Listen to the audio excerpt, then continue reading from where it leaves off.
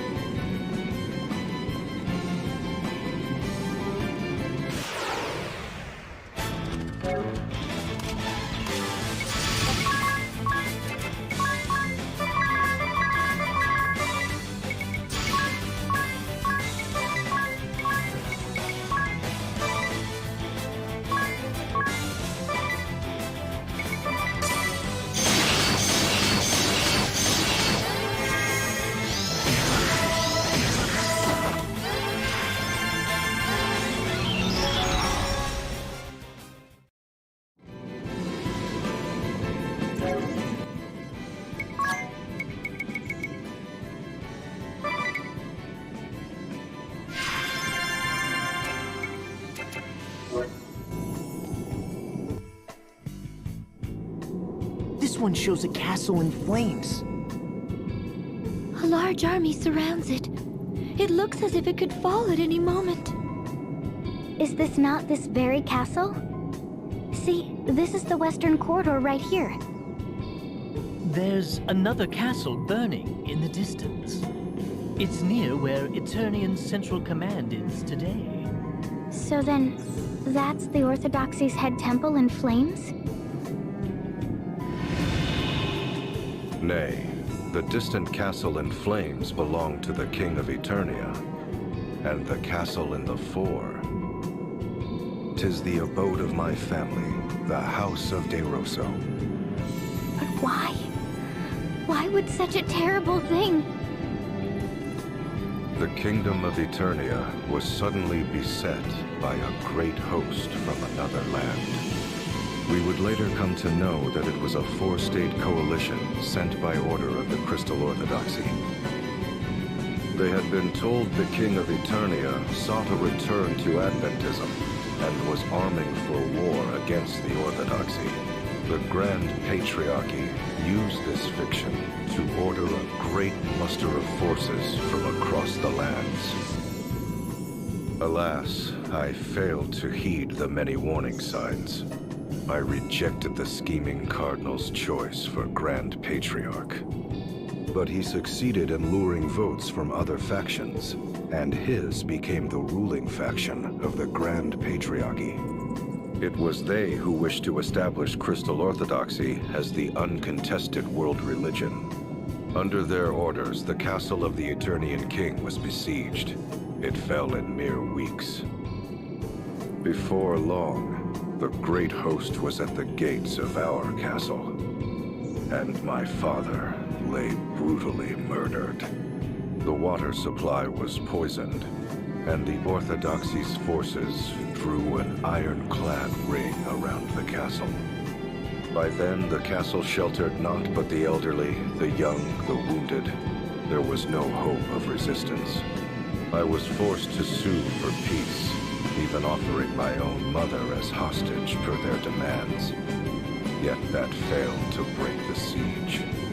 The commoners who had placed their faith in my family and me slowly starved to death. It was then that a letter arrived from a man. That man was the Cardinal, who had sought to influence my vote. The Fiend was now the officer in charge of the attack. He wrote that he would not accept my surrender. Such was the hatred he bore for me. Such hatred that he was willing to let countless innocents die. My mother had been murdered. Our castle was consumed in flames. That is the painting you see here. How could the Orthodoxy do such a thing? This all reminds me of what happened during the Great Plague. Indeed. Perhaps the Templar and I are not so very different. To be betrayed by what you believe in. To have your family and those you protect murdered. Though we do not see eye to eye, perhaps it is a shared sorrow that binds us.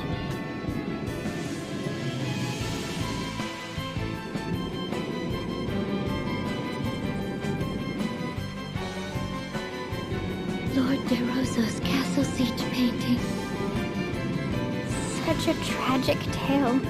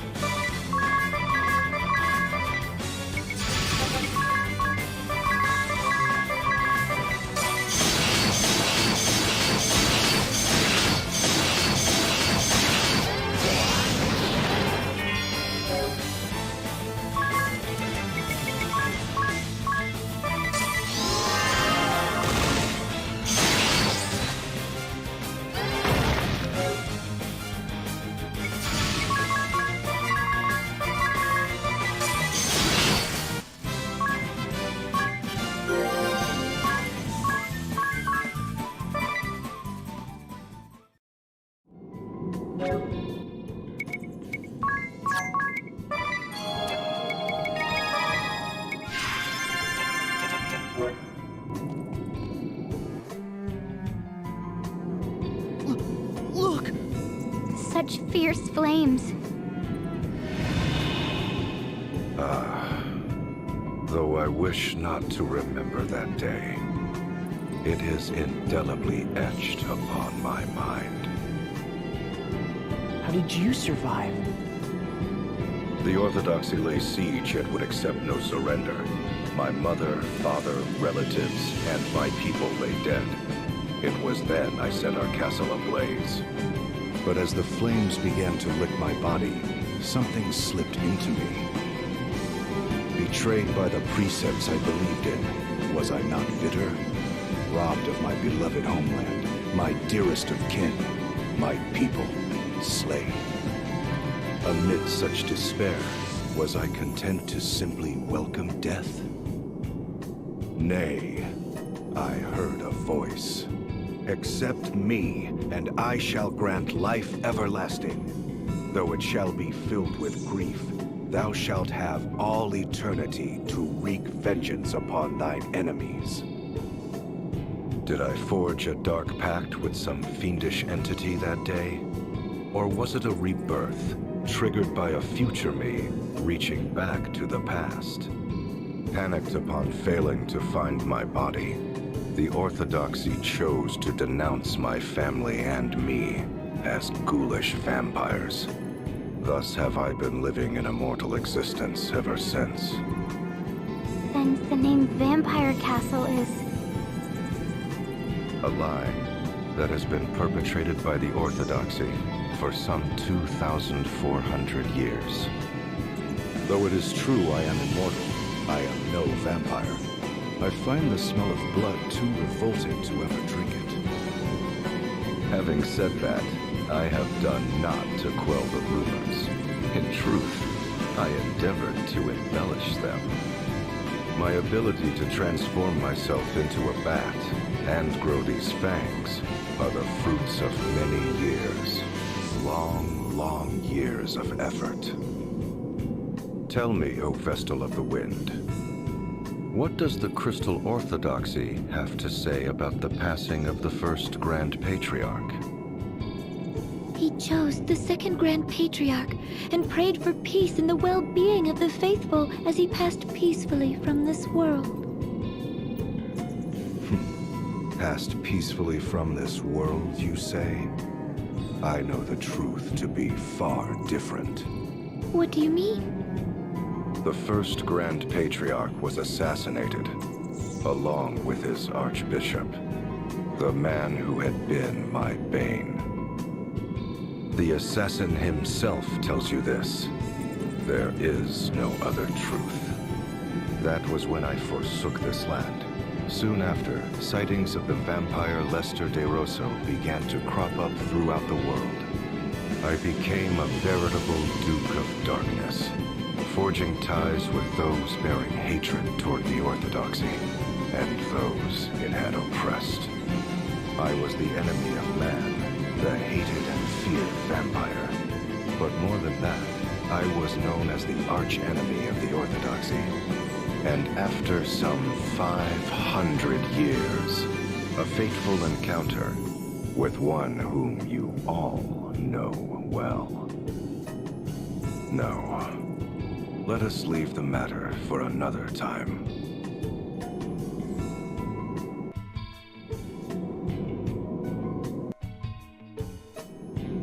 The portrait depicting Lord DeRosso's immortality. He was granted everlasting life. He can't ever die.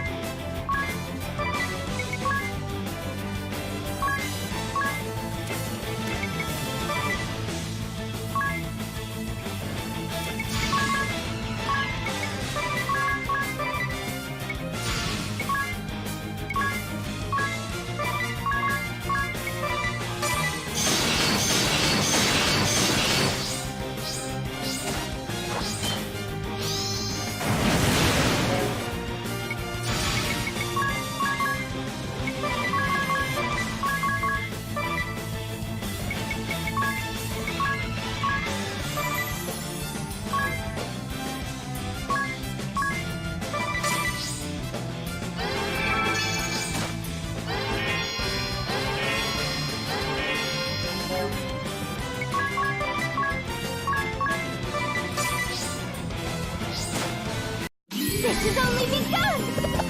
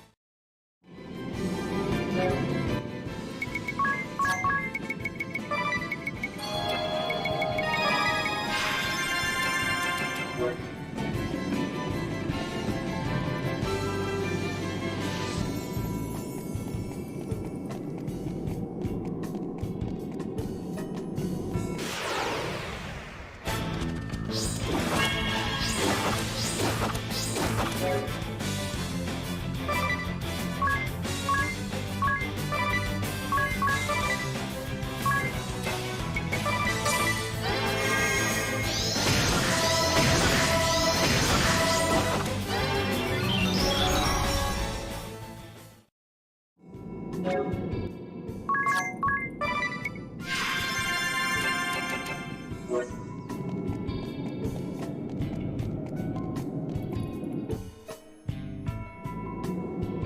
battlefield landscape?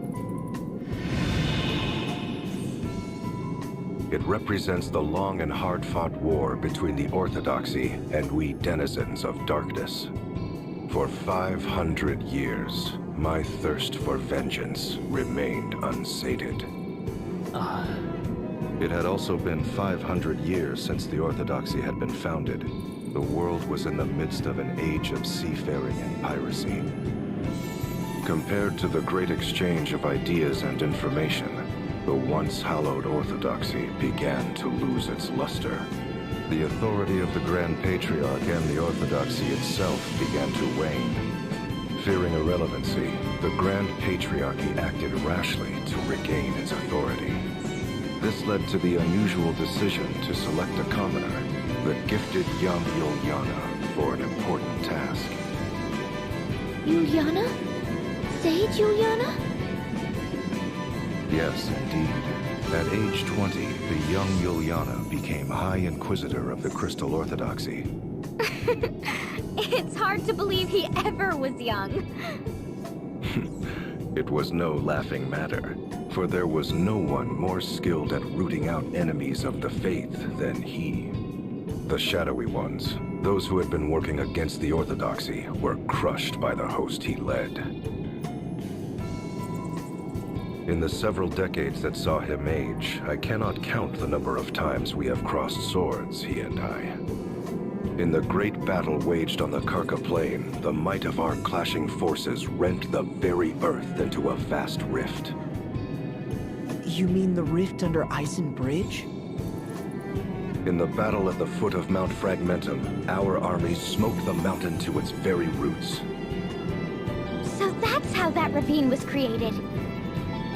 And in the battle fought on the Harina Plain, the once fertile earth was reduced to desolation. The loss of that fertile plain is believed to have ushered in the downfall of the Harina dynasty. To think any sort of battle could change the face of the earth so.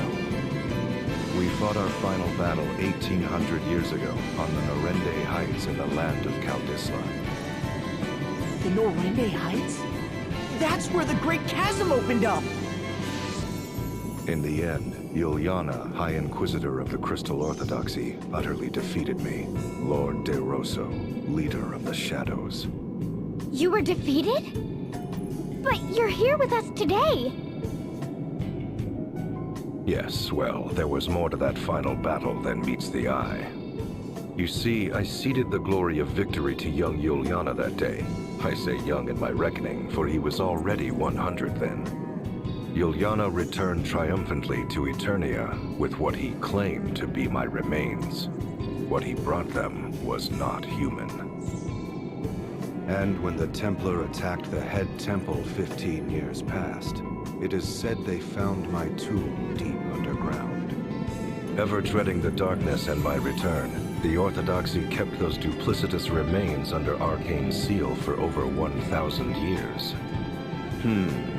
'Tis a tale replete with irony, is it not?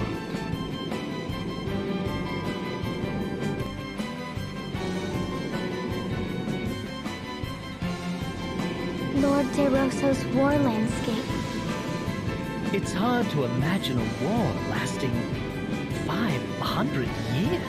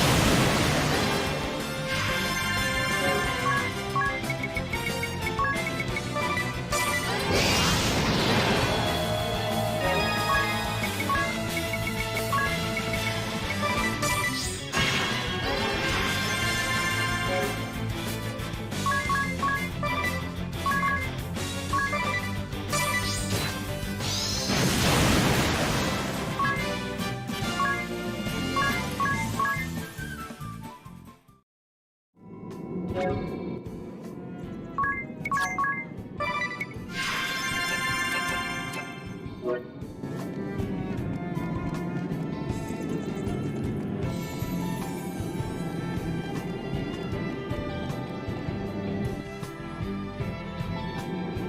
is Sage Juliana.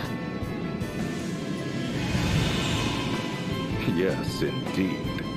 No one would mistake such a man for young now. Having put down the blood-sucking Lord DeRosso, bane of the Crystal Orthodoxy, he became the first ever commoner to become an archbishop. Perhaps it was a small honor they threw his way, for he was already 101 years old and would not long count among the living. That makes it sound despicable. Agreed. The truth is, however, that was when Juliana's plot was at its most clever. The sage's plot? What was he plotting? He was taking measures to separate you Vestals and the faithful among the people from the Orthodoxy's corruption. After serving some 80 years, he had witnessed firsthand how corrupt the institution had become.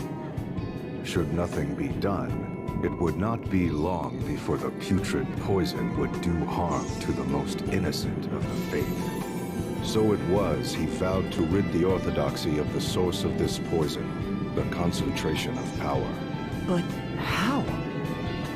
For the great feat of defeating me, Juliana had been made archbishop, but in name only. But such was not key to his plot. Timing was the key. The proper time to separate the Vestals and the faithful from the Orthodoxy. And just what timing would that be? The great upthrust of the Eternian Highlands. At the time, the Highlands were not so formidable as they are today. But a colossal movement of earth and rock thrust the Highlands to lofty heights, thereby isolating Eternia from the world. Hold on a moment. He was waiting for the Earth to move? How could he have known when such an event would take place? I shall tell you in time. For now I will say this. Juliana bided his time till the Orthodoxy was cut off from the world. And at last, it happened. The Highlands ringing Eternia did thrust up to about half its height today. The Orthodoxy-ruled Eternia now found itself completely isolated, for this was an age preceding the airship.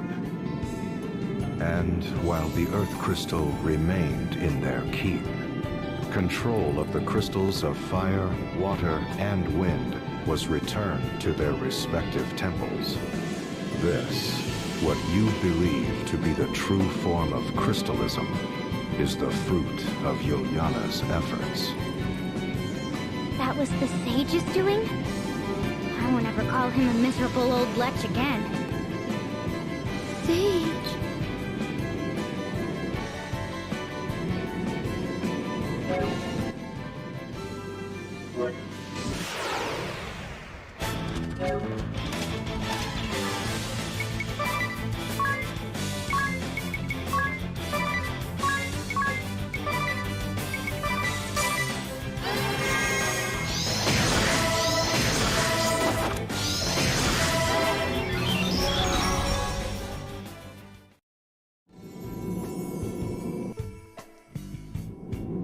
A portrait of the Archbishop. He looks just as he does today, save for that elaborate attire.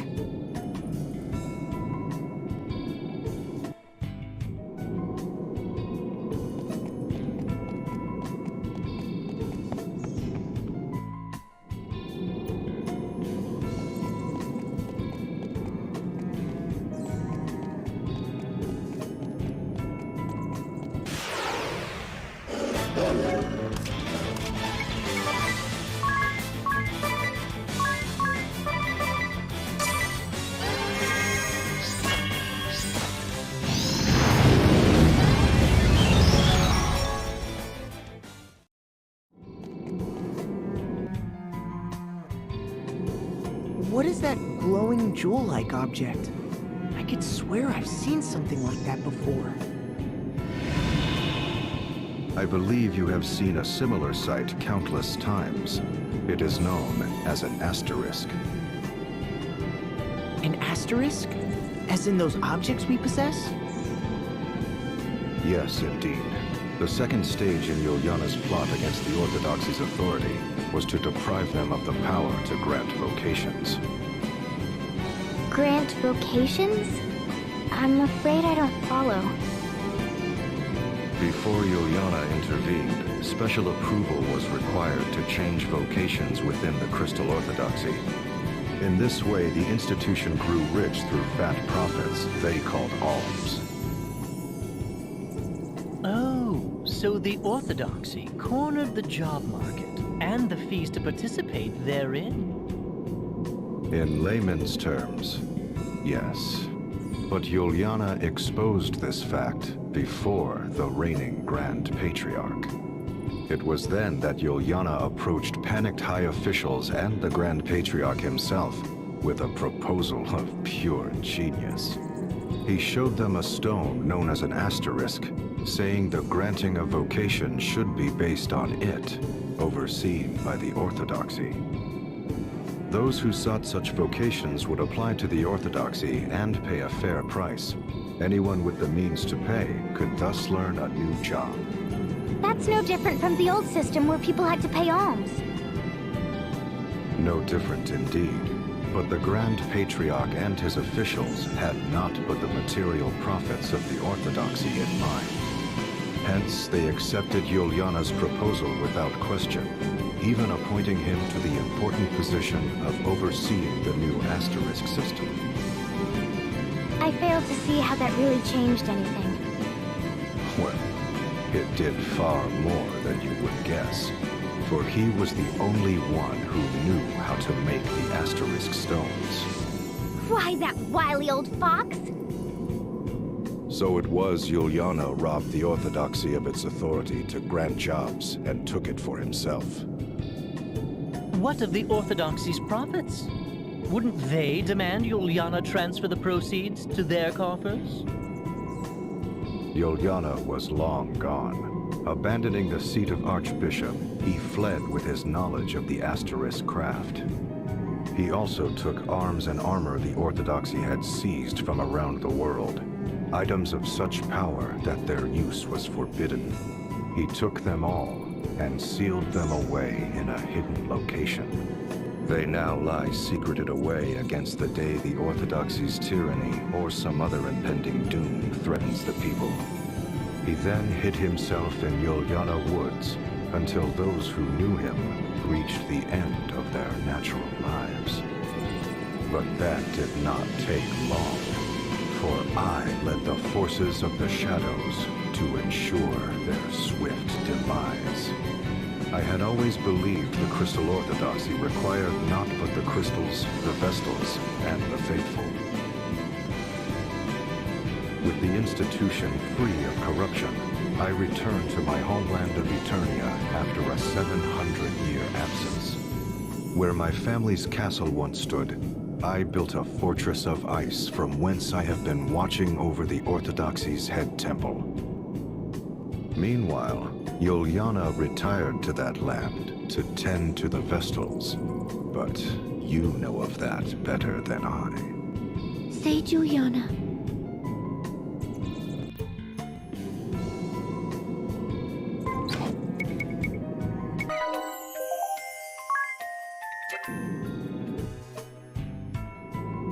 The asterisk painting.